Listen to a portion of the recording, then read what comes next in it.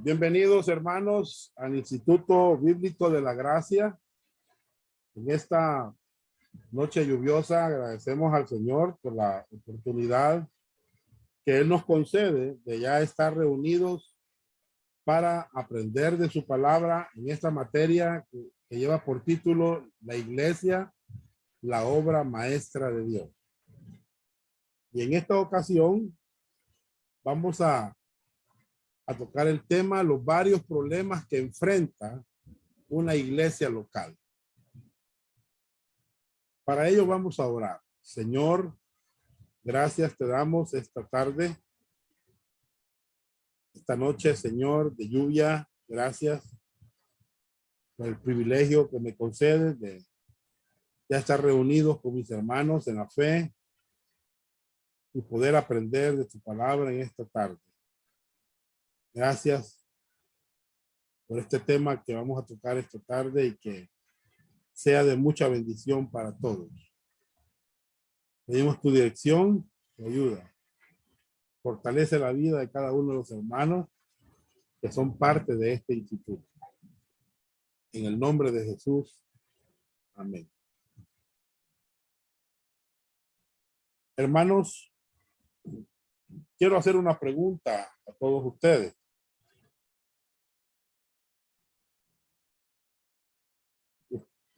¿Cuántos de nosotros tenemos iglesias perfectas? Yo creo que ninguno de nosotros tiene iglesias perfectas. Todas las iglesias tienen problemas.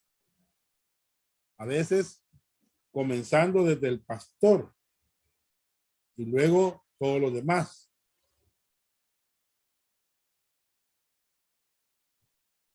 Todos tenemos, o sea, nos preguntamos por qué es que hay muchos problemas en las iglesias. Bueno, uno, hermanos, es por la naturaleza pecaminosa que todavía está en nuestros miembros. Otro puede ser que caminamos por vista y no caminamos por fe. O desobedecemos la palabra de Dios. Ya sea por ignorancia o por rebeldía.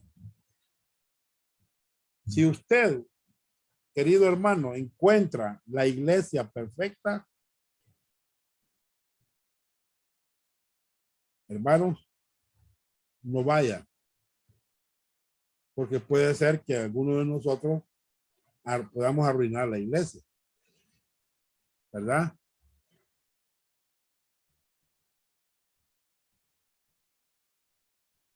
Entonces, las iglesias tienen muchos problemas, hermano. Y estos problemas que muchas veces nuestras iglesias tienen, son problemas que no son diferentes con la iglesia primitiva. Hermanos, muchas iglesias tienen manchas y arrugas. Muchas iglesias están llenas de pecadores, salvos por la gracia. Pecadores que están en diferentes niveles espirituales. Usted sabe que no todos los creyentes están al mismo nivel espiritual. Unos están recientes en la iglesia, comenzando la vida cristiana. Otros ya tenemos algún tiempito y otros ya estamos con muchos años de vivir la vida cristiana. Hermanos, vamos a estudiar versículo por versículo de Primera Timoteo y vamos a comenzar desde el capítulo 1, versículo 1 al 11. Acuérdese que Timoteo fue un joven involucrado en ministrar, hermanos, ¿el qué? Como pastor. Él ministraba en la iglesia de Éfeso. así como muchos de nosotros, líderes espirituales. Timoteo tuvo muchos problemas en la iglesia local. Problemas, hermanos, que necesitamos identificar correctamente y, hermanos, corregirlos sabiamente para edificación del cuerpo de Cristo. Qué importante es esto, hermano. Bueno, hemos visto el fundamento de la iglesia, la persona y la obra acabada de Jesucristo. Hemos visto, punto número 2, la misión de la iglesia, ir por todo el mundo y predicar el evangelio y hacer discípulos. Hemos visto la alimentación de la iglesia vía sana doctrina, hermano. Hemos visto el tema, el crecimiento de la iglesia a la manera de Dios, no a la manera de los hombres. Hemos visto la unidad y diversidad de la iglesia. Y el último tema que vimos, el servicio a otros en la iglesia. También vimos la interdependencia de la iglesia. Y hoy, esta tarde, vamos a ver los varios problemas que enfrenta la iglesia local.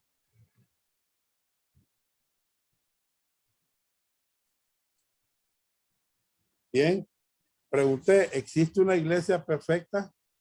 No, hermano, no lo hay. No la va a encontrar. Si usted está esperando una iglesia perfecta, ahí lo va a hallar toda la vida esperando. Hay miembros que están esperando la iglesia perfecta. No la van a encontrar fácilmente, hermano.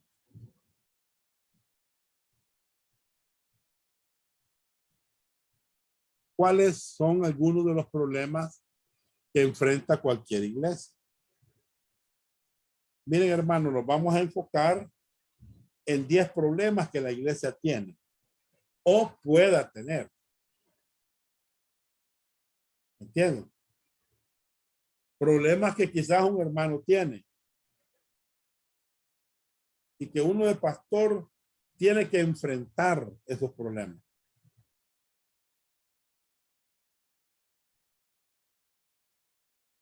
Hermanos, qué tremendo. Vamos a ver cuál es el primer problema, cuáles son algunos de los problemas que enfrenta cualquier iglesia bíblica. Bueno, aquí estamos hablando de una iglesia bíblica. Siempre tiene problemas. No digamos las que no son bíblicas, hermano. Tienen más problemas todavía. Número 1. Está la cuestión del desafío a la autoridad.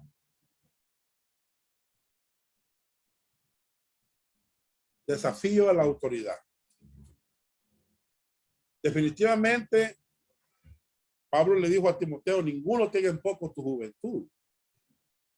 Como que se miraban ahí, hermanos, que miembros de la iglesia desafiaban la autoridad de Timoteo.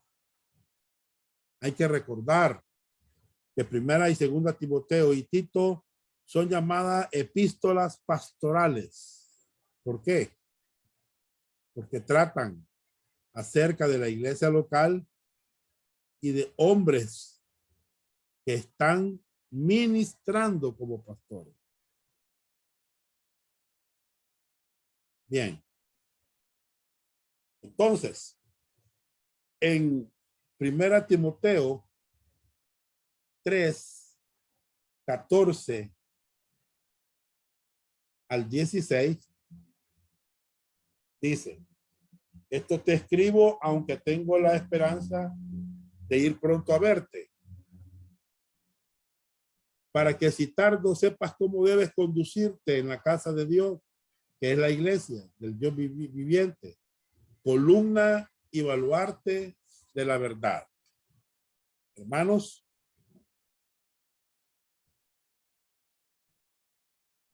¿qué sostiene la iglesia? Bueno, es columna y baluarte de la verdad. ¿Querrá Dios que la iglesia local apoye y levante la verdad de la palabra de Dios? Sí, hermano. Acuérdense que la iglesia no es la fuente de la verdad. Dios es la fuente de la verdad. Es la fuente, no la iglesia, la que debe de alzar la verdad que Dios ha dado. La verdad que Dios ha puesto frente de toda la sociedad. Ahí está con la verdad Dios llamando, proclamando la verdad, protegiendo la verdad. Hermanos, ¿qué pasa cuando vemos en esto al contrario? Tenemos a la iglesia como la autoridad máxima. A veces eso pasa en algunos dirigentes. Tienen a la iglesia como la autoridad máxima. Luego, más abajo, la palabra de Dios. Y por último, Jesucristo. No, hermano.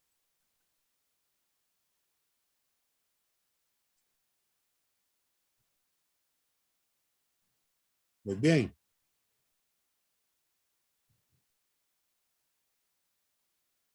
Hermanos, tenemos a la iglesia muchas veces como la autoridad máxima y luego más abajo la palabra de Dios. La iglesia no nos dio la verdad.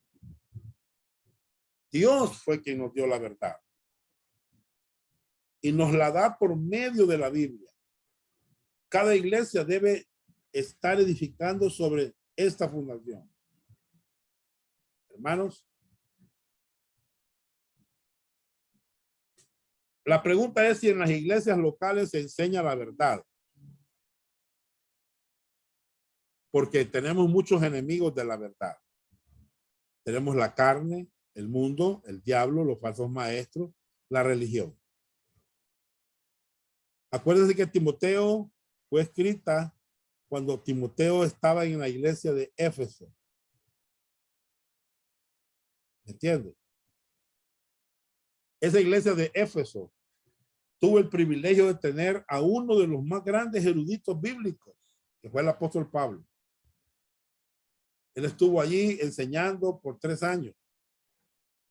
Fue en Éfeso donde Pablo estuvo más tiempo que en cualquier otra iglesia.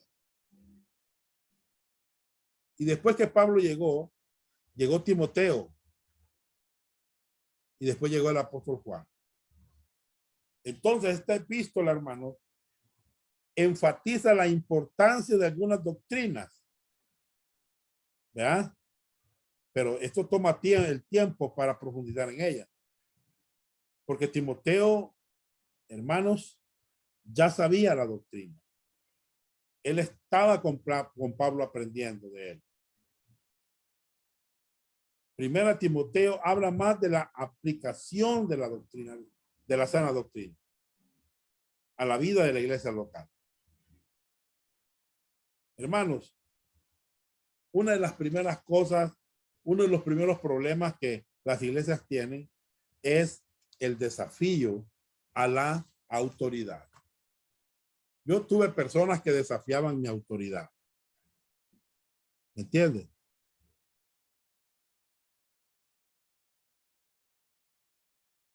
Entonces, ¿por qué Pablo empieza diciendo a Timoteo que él era apóstol de Jesucristo por mandato de Dios?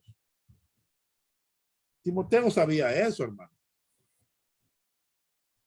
Miren, en 1 Timoteo 1:1, Pablo, apóstol de Jesucristo por mandato de Dios nuestro Salvador y del Señor Jesucristo nuestra esperanza, a Timoteo, verdadero hijo en la fe, gracia, misericordia y paz de Dios, nuestro Padre y de Cristo Jesús, nuestro Señor. Acuérdense que la autoridad de Timoteo, él era un delegado apostólico en los ministerios pastorales de Éfeso. Hermanos, esa autoridad que Timoteo tenía como pastor fue desafiada por algunos dentro de la iglesia y especialmente por los falsos maestros. Así que, hermanos, acuérdense de la autoridad de Pablo como apóstol y la autoridad que Dios le había delegado a Timoteo como pastor de la iglesia local. ¿Ya? Muy bien. Acuérdense, hermanos, que Pablo, apóstol de Jesucristo, por mandato de Dios.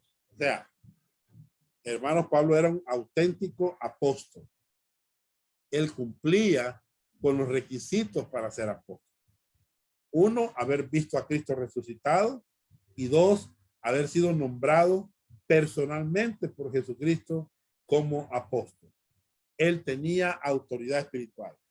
Y muchas veces, hermano, en el caso de Timoteo, desafiaban los miembros la autoridad que Dios había delegado a Timoteo.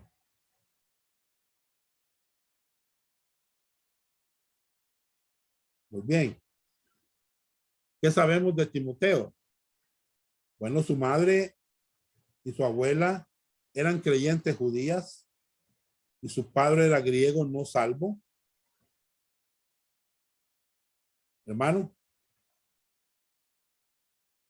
¿qué más sabemos de Timoteo? Bueno, tenía buen testimonio. Eso lo dice Hechos 16:2. Por eso cuando pensamos en enviar a una persona, un misionero, un pastor, es importante que tenga buen testimonio. Hay gentes capaces, pero si no tienen buen testimonio, hermano, no va a ayudar mucho en el trabajo de la obra, ¿verdad? Entonces, hermano, Timoteo era un joven muy especial. Estaba siendo usado por Dios en la iglesia de Éfeso. Hermanos,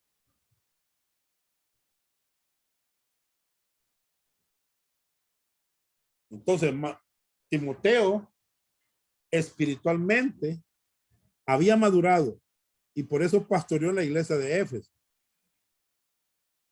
Como pastor. ¿Me entiendes?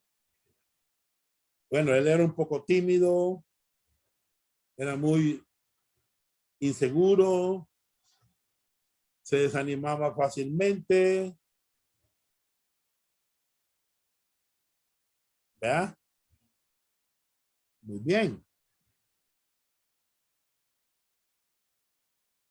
Hermanos, uno de los problemas que se van a enfrentar en la iglesia con las personas es que las personas van a desafiar su autoridad. Ah, como lo ven hipote, ¿verdad? No, hermano, acuérdese. Usted tiene la autoridad de Dios, más cuando usted enseña la palabra de Dios, hermano, usted tiene una gran autoridad. ¿Entiende?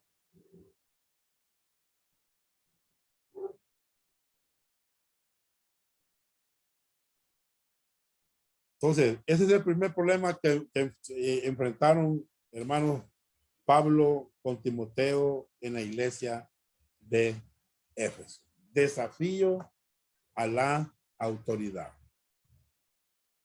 Número 2.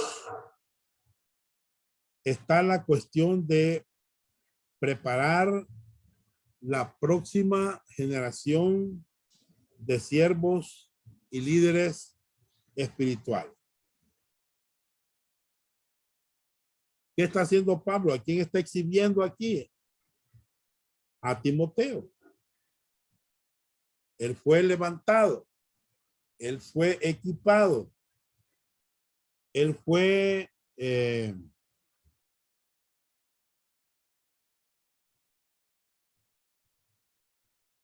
es un líder espiritual, Timoteo. Tiene autoridad espiritual. ¿Me entiendes? Necesitamos líderes espirituales equipados que han madurado en la palabra de Dios. ¿Me entiendes? Y este de equipar a los líderes espirituales, hermanos, tiene que ser dentro de la iglesia. ¿Cuál es la ventaja de preparar líderes espirituales? Bueno, hermanos, vamos a proteger las doctrinas y vamos a mantenernos en, hermanos, en la fe. ¿Me entienden? Si uno muere, pues entonces quedan otros para llevar para mantener la verdad en alto, hermano. Muy bien.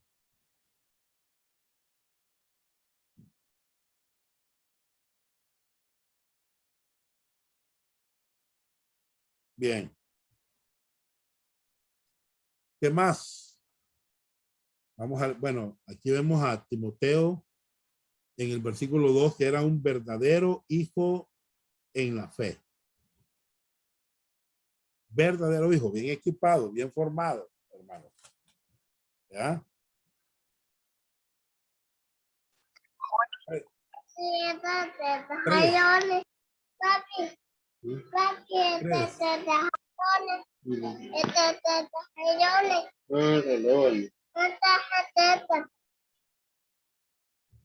Tres. Está la cuestión de mantener el curso en el ministerio y no abandonar por razones equivocadas cuando los problemas son difíciles. Vamos a ir al versículo 3. Hermano Saúl, me va a leer el versículo 3. Sí, hermano. De 1-3, ¿verdad? 1:3 de primera Timoteo. Sí. Como te rogué que te quedases en Éfeso cuando fui a Macedonia para que mandases a algunos que no enseñen de doctrina. Observemos algo en el saludo de Pablo.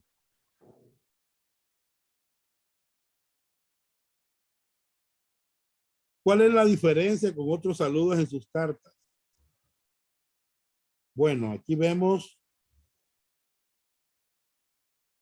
hermanos, que en las otras cartas solo pone gracia y paz, pero en esta carta pone la palabra misericordia.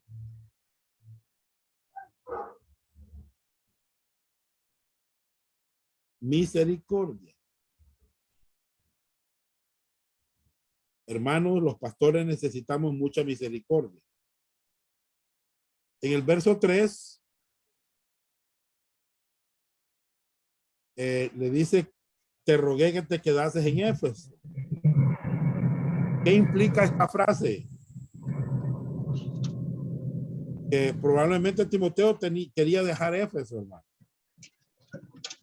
Porque cuando hay problemas en la iglesia, muchas personas se quieren ir. Algunos pastores han pensado alguna vez dejar la iglesia que están pastoreando. Yo no sé si alguna iglesia tendría fiesta, hermanos.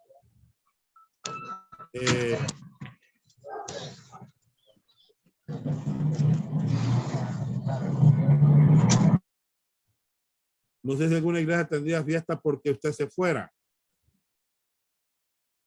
¿verdad?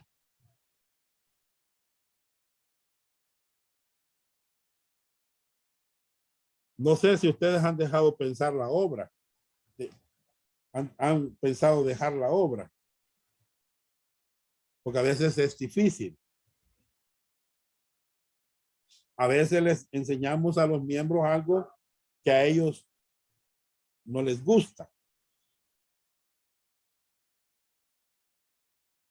A veces tomamos decisiones que no les gustan a ellos. O sea, yo sé, hermanos, que en muchas iglesias hay gente difícil.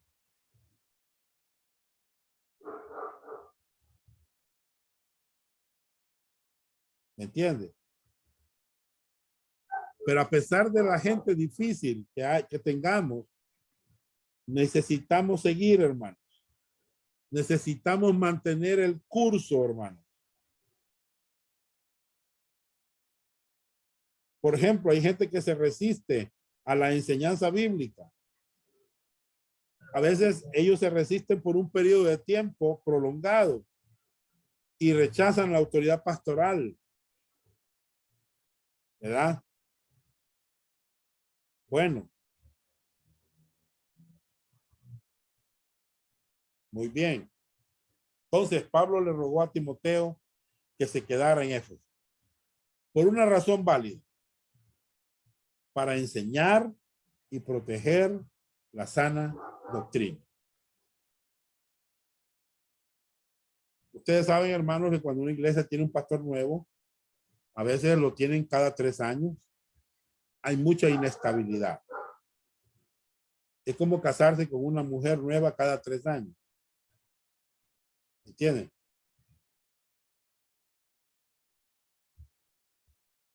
Bueno, hay que mantener el curso.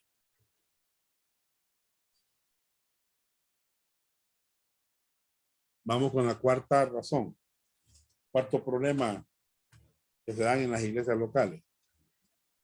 Por favor, hermano Saúl, ¿me puede leer el cuarto problema? Y dice, está la cuestión de mantener la pureza doctrinal y rebatir la falsa enseñanza cuando se presenta. 1.3b 4a.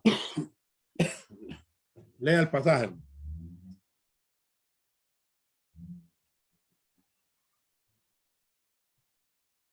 Amén. 1.3, ¿verdad? Sí, del versículo 3 al versículo 4. Amén. Como te rogué que te quedases en Éfeso cuando fui a Macedonia para que mandases a algunos que no enseñen diferente doctrina, ni presten atención a fábulas y genealogías interminables que acarrean disputas más bien que edificación de Dios que es por fe. Así te encargo ahora. Muy bien. ¿Qué está haciendo Pablo aquí? Está hablando como un coronel dando órdenes a un capitán. Pablo es el coronel, Timoteo es el capitán. ¿Qué tenía que hacer Timoteo? Cuidar de la sana doctrina. No otra doctrina. Solo la palabra de Dios. Solo el evangelio de la gracia. Hermanos, la iglesia donde se predica la palabra de Dios va a sufrir ataques de Satanás. ¿Me entiende? Va a tratar de atraer a la gente por medio de la falsa enseñanza. En 1 Timoteo, la falsa enseñanza es llamada fábulas y genealogías. Esto está en el versículo 4. ¿Verdad? Son cosas que no son verdaderas, ni llevan a la verdad. Cosas que están en contra de la escritura. Jesús lo repetía. Los apóstoles lo repetían. Si predicamos la verdad, hermanos, si combatimos la falsa enseñanza, van a haber algunos que van a decir que no tenemos amor, que somos muy radicales, que estamos juzgando, que somos muy inmaduros. Pero tenemos que decir la verdad de la palabra de Dios. Debemos de tratar de recuperar a la gente antes de que sea demasiado tarde, hermano. Hay muchos maestros falsos mencionados en esta carta. Hay uno, hermano Saúl, en el versículo, capítulo 1, versículo 18 al 20. Puedes leérmelo, por favor. Primera Timoteo. Primera de Timoteo 1, 18 al 20. al 20. Amén. Dice, este mandamiento, hijo Timoteo, te encargo para que conforme a las profecías que hicieron antes en cuanto a ti, milites por ellas la buena milicia, manteniendo la fe y buena conciencia, desechando la cual naufragaron en cuanto a la fe algunos, de los cuales son Himeneo y Alejandro, a quienes entregué a Satanás para que aprendan a no blasfemar. Muy bien. Ahí mencionan los nombres, ¿verdad? Quiero hacer una pregunta. ¿Hay falsa enseñanza hoy día? Sí, hermano. Hay mucha falsa enseñanza. Por ejemplo, el G12. fundado por César Castellanos. Su enseñanza es antibíblica. Practican la reversión. Practican el hipnotismo, etcétera.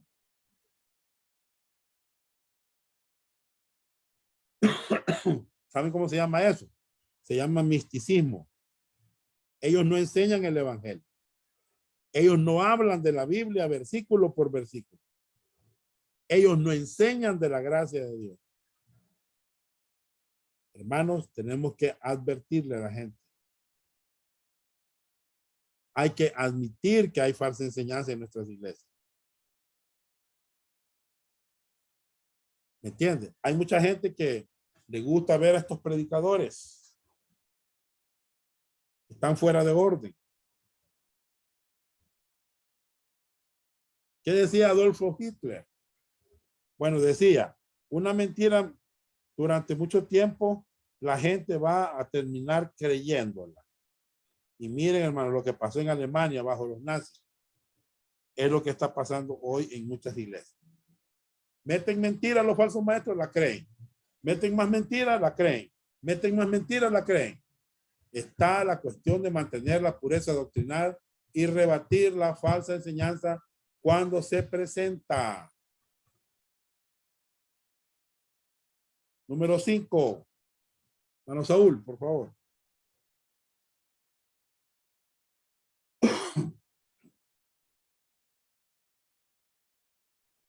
Dice, está el asunto de guardar la unidad práctica para que la edificación de la iglesia local sea según Dios. 1 Timoteo 1:4 dice, ni presten atención a fábulas y genealogías interminables que acarrean disputas, más bien que edificación de Dios que es por fe. Así te encargo ahora. Muy bien. Disputas es que no hay unidad práctica, ¿no? No hay edificación de la iglesia. O sea que Satanás siempre quiere dividir, siempre quiere conquistar. ¿Y cómo lo hace? Bueno, lo hace por medio de dos vías. Una es la falsa enseñanza. Y este problema de la falsa enseñanza es un problema general, hermano. ¿Entiendes? Hay gente que agrega la psicología a la Biblia, como si la palabra de Dios no fuera suficiente para enfrentar los problemas espirituales y emocionales de la vida. ¿Me entiendes? Va, entonces, hermano, tenemos que tener cuidado que una iglesia no sea conquistada por la falsa enseñanza, no sea conquistada por la carnalidad. ¿Me entiendes? Si nuestra iglesia es destruida, será destruida desde adentro. Porque cuando tenemos persecución de afuera, la iglesia se une y busca al Señor.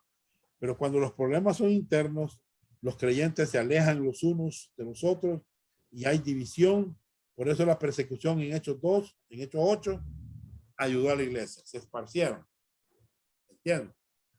Hermanos, guardemos la unidad práctica para que la iglesia siempre sea edificada. 6. Hermano Saúl, por favor. Dice, está el asunto de entender y seguir las metas bíblicas que apuntan a una genuina unidad. Vamos a ver lo que dice el versículo 5. Dice, pues el propósito de este mandamiento es el amor nacido de corazón limpio y de buena conciencia y de fe no fingida. ¿Cuál es el propósito de aprender la doctrina? Bueno, es para ser firmes en la fe, para amar al Señor, para amar a otras personas, hermano. El propósito de este mandamiento es el amor nacido de corazón limpio. Ahora, voy a decir algo, hermano. Hay iglesias que enfatizan la doctrina, pero no se aman. Hay iglesias que enfatizan el amor, pero no tienen doctrina bíblica. Tienen falsa enseñanza. ¿Qué es lo que Dios quiere? Él quiere ambas cosas. Enseñanza profunda y sana. ¿Entienden? Que tiene como meta el amor. Amor para el Señor y amor para otros. ¿Entienden?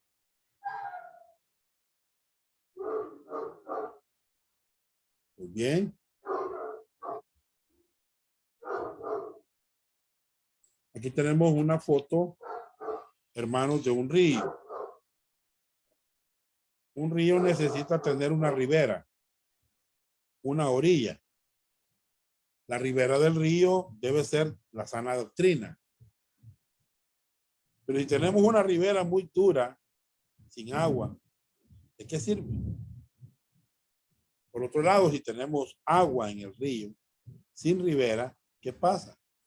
Se desborda y causa destrucción.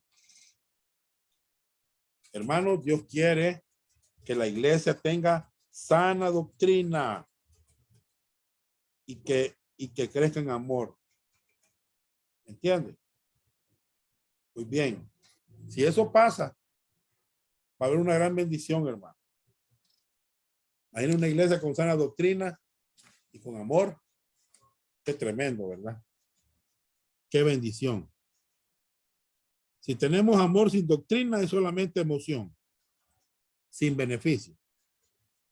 Si tenemos doctrina sin amor, hermano, doctrina sin amor no es válido. No es válido. Muy bien. Vamos con el punto 6. Perdón, el punto 7.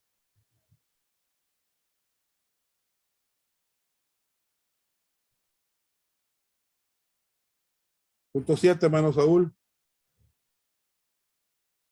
Dice, está el asunto de la gente que se desvía. Dice el Versículo 6. de las cuales cosas desviándose algunos se apartaron a vana palabrería. Muy bien. Hermano, tenemos que recordar algo de las ovejas.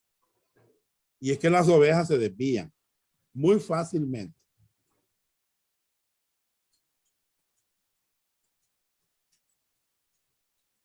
¿Verdad? ¿Qué necesitan entonces estas ovejas? Que el pastor venga con el callado para sacarlas de ahí, ¿verdad? Porque a veces no encuentran el camino correcto. Las ovejas necesitan. Miren, las personas en nuestras iglesias son como ovejas y si no tenemos cuidado, nosotros mismos nos podemos desviar también, porque eso pasa, hermano. Hay veces cuando tenemos que confrontar a la gente y ejercer la autoridad y desafiarlo. Pero muchas veces, hermanos, no tenemos que hacerlo. En muchas ocasiones solamente tenemos que darles ánimo. Recordemos eso. Dios nos ha mostrado gracia a nosotros. Él nos ha tenido mucha paciencia.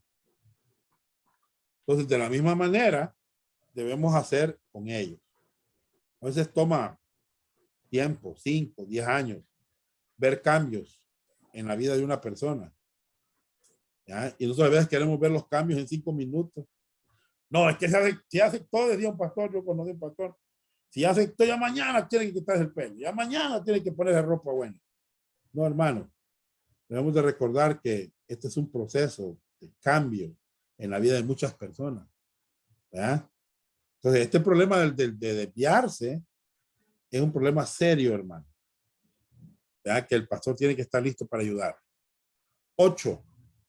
Vamos, Saúl. Dice 8, está el asunto de las motivaciones honestas o deshonestas. Dice el versículo 7, queriendo ser doctores de la ley, sin entender ni lo que hablan ni lo que afirman. Ustedes saben que en las iglesias hay hermanos con motivos equivocados. Algunas veces quieren impresionarnos. Quizás nos van a decir, oh hermano, usted es un gran pastor. A mí una vez me dijeron que usted se parece a un evangelista que anduvo por estos lados, me dijo. Ahorita no me acuerdo el nombre de él, hermano, pero me dijeron que me parecía a él en el sentido como yo predicaba. ¿Ya? Neptalí Alvarenga se llamaba. ¿Verdad? Tenemos que tener cuidado, hermano.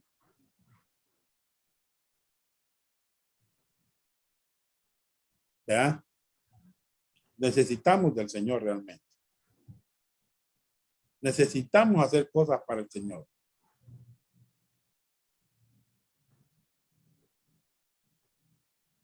Dios quiere hacer algo tremendo en la vida de nosotros, a través de nosotros.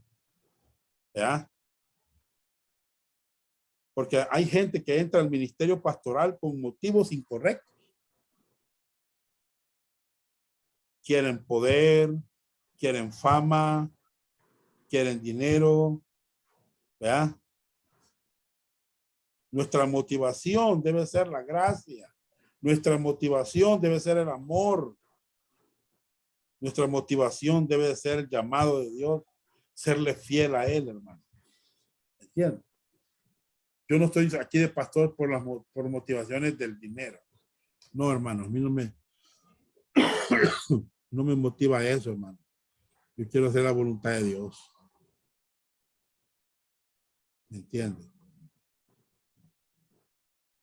No es el dinero mi motivación. No es el orgullo, yo mi motivación. ¿Me entiendes? No, hermanos. Así dice el pasaje. Queriendo ser doctores de la ley sin entender ni lo que hablan ni lo que afirman. Hermanos, esto es algo serio, ¿verdad? 9, hermano Saúl. Sí, dice, está el asunto de la ignorancia bíblica. 1:7.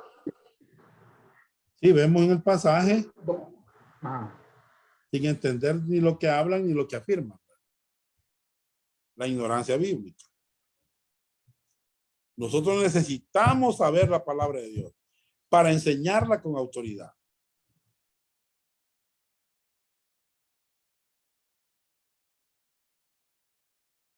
Hermano, no, ¿verdad? Dígame usted cómo la gente va a resolver sus problemas en la ignorancia. Si no reciben sana doctrina. Si no reciben enseñanza versículo por versículo. ¿Cómo, hermano? ¿Ya? ¿Cómo? ¿Cómo? Si no les explicamos la Biblia a la gente. La ignorancia es cruel, hermano. Muchas iglesias definitivamente están ignorando la palabra de Dios. Ignoran las escrituras. ¿Verdad? ¿Cuánto daño ha hecho la ignorancia, hermano, de la Biblia en las personas? ¿Ya? 10, hermano Saúl. y ahí, hermano Moisés, creo que está pidiendo la palabra, pastor. Moisés, bien, Israel, dígame. Pastor, quería nada más, yo sé que usted hablaba acerca de cómo Pablo justifica su apostolado y cómo a Timoteo, pues, también se le hace una defensa de que él es el pastor de esta iglesia, ¿verdad? Y que él es el portavoz de la doctrina que se les ha enseñado a la iglesia, que él es el encomendado. Correcto. Aquí usted está haciendo una defensa acerca de cómo Pablo le enseña a Timoteo a cuándo debe y cuándo no debe defender la doctrina, ¿verdad? Entonces yo quería hacer una pregunta porque siento que va avanzando bien rápido. Ajá. Entonces, quiero la pregunta si es correcto, digamos, el debate, ¿va? Porque entre doctrinas, porque muchas veces cuando uno anda evangelizando se topa con gente que tiene una fe diferente y se ponen a debatir cuestiones doctrinales, otras cuestiones que son interpretaciones bíblicas, ¿verdad? Entonces, y no sé hasta qué punto es saludable que una persona discuta o debata, o como dije aquí, dispute, dice, ¿verdad? Ajá. Porque no sé qué tan correcto sea, Ya. porque yo he visto algunas cosas que sí están en orden, ¿va? Que, como por ejemplo, doctores en teología que se ponen a debatir con ateos, con religiosos y cosas así, ¿verdad? Entonces, no sé qué tan correcto sea esto y Sí, qué relación puede llegar a tener con la iglesia. sí. Vaya, ustedes saben, hermanos, que en teología se manejan algunas palabras como, por ejemplo, apología, que es la defensa de la fe. ¿Verdad? Hacer apología es defender la fe. De hecho, esa palabra apología viene de un hombre que está en la Biblia que se llama Apolos. ¿Verdad? En lo cual nosotros el domingo, uno de estos domingos atrás, hablamos de este hombre llamado Apolos, ¿verdad? Que era un hombre, dice la Biblia, poderoso en las escrituras. ¿Verdad? Eso de ser poderoso en las escrituras, hermanos, cuando uno es así, uno puede ser apología, uno puede defender la verdad y puede llegar a tapar la boca de personas que, hermanos, están defendiendo una enseñanza falsa, ¿verdad? A veces es necesario hacer eso. Es válido, Israel. Es válido hacerlo. Ahora, ¿cómo lo vamos a hacer? Es la cosa. Bueno, vámonos ahí, por favor, a Primera de Pedro 3:15. Quiero que me lo leas ahí, Israel, por favor. Primera de Pedro 3:15. ¿Cómo lo vamos a hacer? Vamos a ver aquí cómo. ¿Cómo vamos a defender la fe, verdad? Léemelo, por favor, ahí en Primera de Pedro 3:15. Dije la Biblia, sino santificad a Dios el Señor en vuestros corazones y estad siempre preparados para presentar defensa con mansedumbre y reverencia ante todo el que os demande razón de la esperanza que hay en vosotros. Gracias. Entonces, aquí Pedro nos dice cómo es que vamos a presentar defensa. ¿Cómo lo vamos a hacer?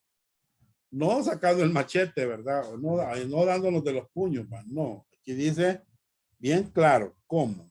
Bueno, yo veo aquí una persona controlada, ¿verdad? Una persona mansa, con mansedumbre. De ahí dice irreverencia, reverencia, respeto, ¿verdad?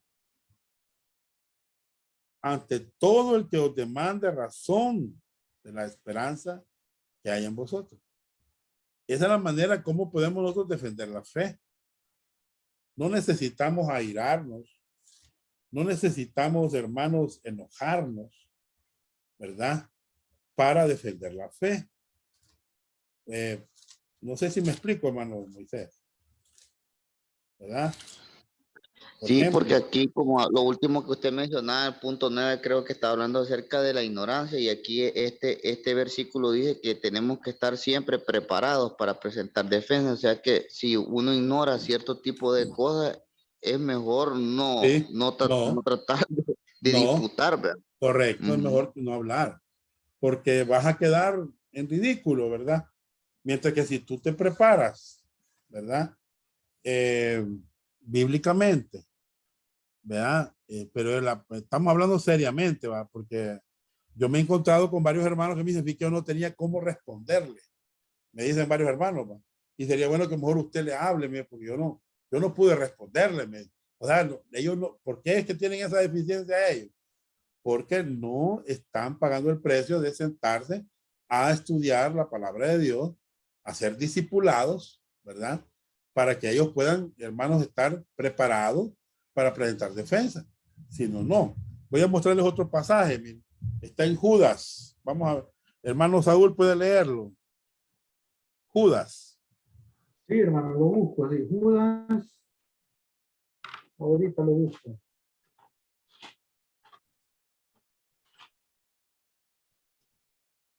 Judas, ¿qué versículo, hermano? Capítulo 1, verso 3.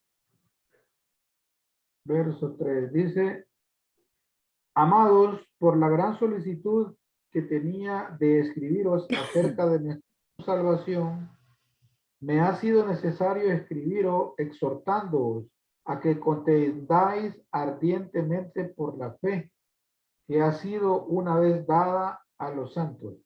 Muy bien. Aquí está la palabra contendáis. Ardientemente. Ardientemente. Ajá. ¿Qué idea tiene esto? Es defender la fe. Es defenderla. Ahí dice la fe que fue dada una vez a los santos. Está hablando de la Biblia. Está hablando de la sana doctrina. Está hablando, hermanos, del evangelio de la gracia. Está hablando de las verdades bíblicas que están en la palabra de Dios. Nosotros necesitamos defender, es contender, defender ardientemente, ¿verdad? Con pasión. Dígame, dígame. Sí, es bien interesante lo que dice nuestro hermano Moisés Israel, ¿verdad? Sí. Yo a veces me ha tocado participar en algunas páginas, bueno, de corte cristiano, dicen ahí, ¿verdad? Pero a veces uno siente como que van nadando en contracorriente, ¿verdad? Porque de acuerdo a lo que uno ha aprendido en la escritura y lo que la mayoría cree de que lo que es sana doctrina, pues, y están equivocados, ¿verdad? Porque algunos creen que la sana doctrina se limita como a garrotear a la iglesia, con la manita, pantalón, uno, ¿verdad? Entonces cuando ya uno comienza a escribirle y a citar los textos bíblicos, le comienzan a decir a uno, tú eres calvinista, sos salvo por siempre salvo, o sea, por la misma ignorancia, porque de hecho la vez pasada yo participé en una donde estaba diciendo de que se podía borrar el nombre, que yo podía borrar el nombre, ¿verdad?, del cristiano. Entonces comencé a citar la escritura con lo que hemos aprendido con usted y con hermano Milton, ¿verdad? Sí, correcto. Entonces con lo que uno es calvinista, que la doctrina que uno defiende es salvo por siempre salvo. O sea, la ignorancia es tan grande, hermano Johnny, que a veces no permito, bueno, uno como puede presenta la defensa, ¿verdad? Y en base a la escritura, citándolo. Entonces ellos no le citan ningún texto y si lo citan no dan tergiversado. Pero es bien duro porque no es fácil, pues como dice hermano Moisés. Correcto. Ahí sale en las redes sociales un apologista, un pastor, apellido Gutiérrez, no sé cómo se llama el otro nombre, que ese hombre, él defiende correctamente. Yo he estado escuchándolo. Sí, ya, yo le escuché a él, hermano, sí, tiene bastante conocimiento. Bueno, yo a él lo vi en debate con una muchacha que es de México, que se hace llamar como que es no sé qué, pero Es ella católica, es una católica. es católica, sí, y he visto los debates y el hermano es de Gutiérrez, sí, le ha dado en base a la escritura, pero las muchachas salen con unas enseñanzas humanas. No, es que hay zorros tremendos. Sí, es correcto, sí, no es fácil, sí. De ahí hace poco lo escuché hacer apología con un rabino.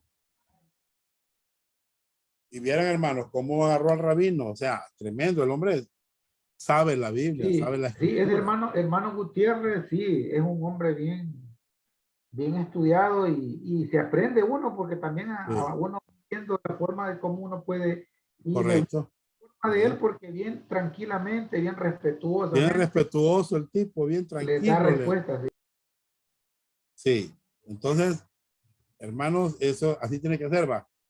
De la manera como Pedro dice que defendamos la fe, hagamos apología de la fe y también Judas, ¿verdad? Que lo hagamos también. Vamos al punto 10, hermano Saúl, léalo. Sí, dice el 10. Está el asunto de dar a la ley el lugar apropiado y de predicar la sana doctrina, especialmente el evangelio de la gracia. Bien, vamos a leer el versículo. No sé si del 7, o no sé si del 8 al 11, no. Del 8 al 11, ahí está equivocado. Sí, del 8 al 11 es verdad. Vaya. Del 8 al 11, sí. Sí, dice, pero sabemos que la ley es buena si uno la usa legítimamente. Conociendo esto, que la ley no fue dada para el justo, sino para los transgresores y desobedientes, para los impíos y pecadores, para los irreverentes y profanos, para los parricidas y matricidas, para los homicidas, para los fornicarios, para los sodomitas, para los secuestradores, para los mentirosos y perjuros, y para cuantos se opongan a la sana doctrina, según el glorioso evangelio del Dios bendito que a mí me ha sido encomendado. Muy bien. ¿Hay algún lugar apropiado para enseñar en la iglesia la ley hoy en día? Hermanos, dice, pero sabemos que la ley es buena si uno la usa legítimamente. ¿Cuál es la manera legítima de usar la ley? Bueno, cuando se muestra la pecaminosidad del hombre, cuando se habla de un Dios santo y que el hombre es un ser pecador, ahí estamos usando la ley legítimamente. Ahora, no enseñamos la ley a los creyentes, ¿me entienden?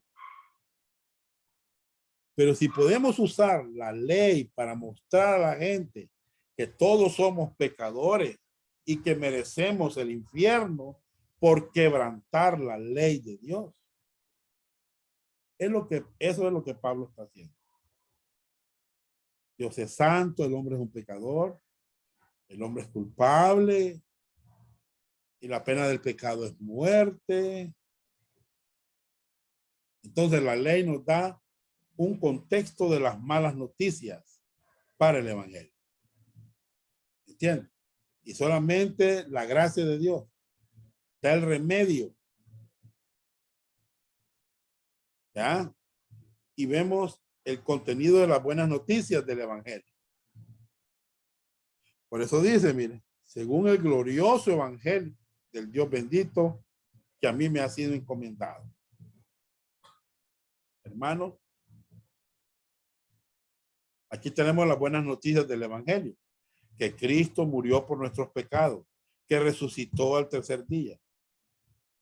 Y por medio de lo que él ha hecho, poniendo nuestra fe en él, vamos a tener vida eterna. Tenemos vida eterna. Ahora, hay gente que trata de usar la ley de una manera ilegítima. Por ejemplo, para la justificación del pecador o para la santificación del creyente. Pero la Biblia nos enseña que es incorrecto. ¿Verdad? Entonces, hermanos, qué bonito es saber que la gracia de Dios, por gracia soy salvo, por medio de la fe. Y esto no es de vosotros, pues es donde Dios, no por obras para que nadie se gloríe, es totalmente gratis, es un regalo inmerecido. No somos dignos de la gracia de Dios, de la misericordia de Dios. Entonces hay varios problemas que enfrenta la iglesia local. ¿Cómo se aplica esto a ti? Dígame, hermano Moisés. Pastor, hace poco acaba de saltar un punto que aquí podemos llegar a comulgar hasta con los adventistas en decir de que hay que darle a la ley el lugar que se merece. No sé si está tan correcto sea la observación que yo considero que a lo mejor, o parece que lo he escuchado en otras clases con el maestro Milton, o no sé si en su clase, que solo los preceptos morales de la ley de Moisés son los que están vigentes, ¿verdad? Ajá. Porque ya los demás litúrgicos y de abstenciones de comida y cosas así, eso sí ya no están vigentes. No sé si usted me puede ayudar a aclarar ese punto, por favor. Ya. Vale, usted sabe que la ley se compone de 3 partes. Las 3 partes Ahora, o sea, las tres partes nosotros las dividimos en tres partes, pero es un todo. Cuando la Biblia dice la ley, se refiere a toda la ley. ¿Ya? Vale, por ejemplo, puede leerme ahí Santiago 2:10. Israel, por favor.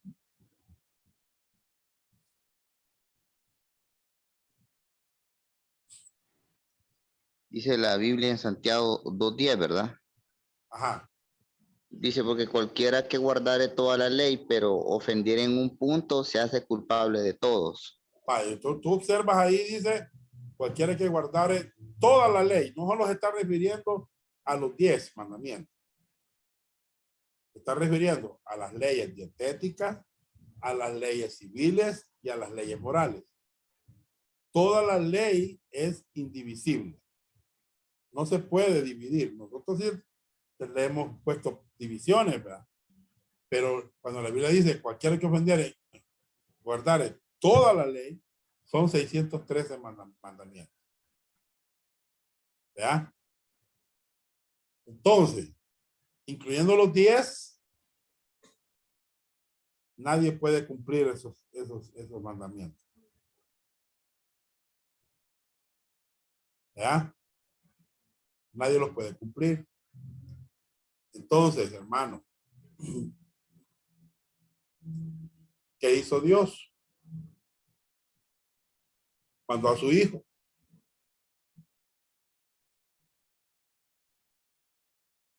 Él sí cumplió la ley. ¿Entiendes? Él sí la cumplió. Nosotros no podemos cumplirla. Porque rápido estamos quebrantando la ley. ¿Verdad? Entonces, cuando hemos venido al Señor y andamos en el Espíritu, caminando por fe en las promesas de Dios, ¿entiendes? Y hay un fruto del Espíritu que se llama amor, y dice la Biblia que toda la ley en una sola palabra se cumple, y es la palabra amor. Entonces, cuando andamos en el Espíritu y hay un fruto del Espíritu que es amor, hermano, hemos cumplido la ley prácticamente. ¿Ya? Entonces tenemos que darle un buen uso a la ley. Uno, para mostrar cuán pecador es una persona y mostrar que la ley no te soluciona el problema. La ley no te soluciona el problema. ¿Ya? No te da la solución. Solo te muestra. La ley, dice Pablo en Gálatas, ha sido nuestro ayo para llevarnos a Cristo. Mostrarnos cuán pecadores somos, que necesitamos de un Salvador, ¿verdad? Necesitamos de alguien que pagó por nosotros y empezamos a entender, hermano, que nos lleva a Cristo. Ya, entonces es nuestro tutor la ley prácticamente. Es nuestro maestro la ley, que nos lleva a Cristo, que nos enfatiza a Cristo, ¿verdad? Qué bendición, hermano. Es darle un buen uso a la ley. Ahora, usted tiene que entender que por guardar la ley, dice Pablo también en una carta, en la carta de los Romanos, que ningún ser humano puede ser justificado. Vámonos mejor, veámoslo ahí en la Biblia. Vámonos ahí a Gálatas. Vamos a irnos a Gálatas.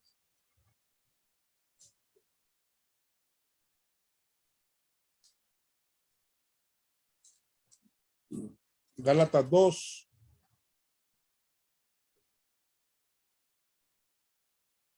Mire, 2:16 dice, sabiendo que el hombre no es justificado por las obras de la ley, sino por la fe de Jesucristo.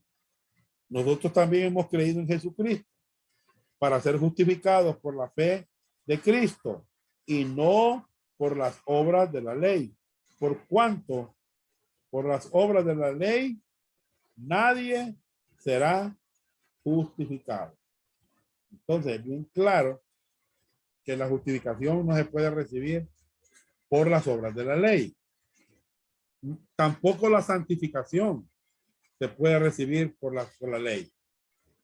No nos vamos a santificar por hermanos, por la ley, ¿va?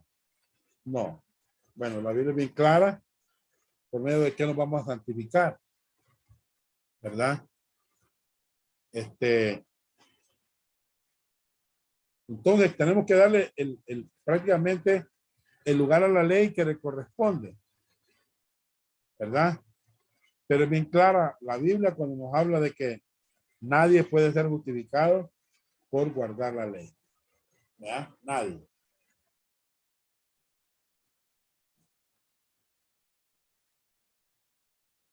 Por eso Pablo decía en este pasaje de Timoteo que hay que usarla legítimamente. Y que la ley fue dada a los transgresores, a los pecadores, a los parricidas, a los matricidas, a los irreverentes y profanos, ¿verdad? A ellos sí les fue dada. Porque la ley muestra cuán pecador soy yo, ¿verdad? Cuán pecador soy yo. Muy bien.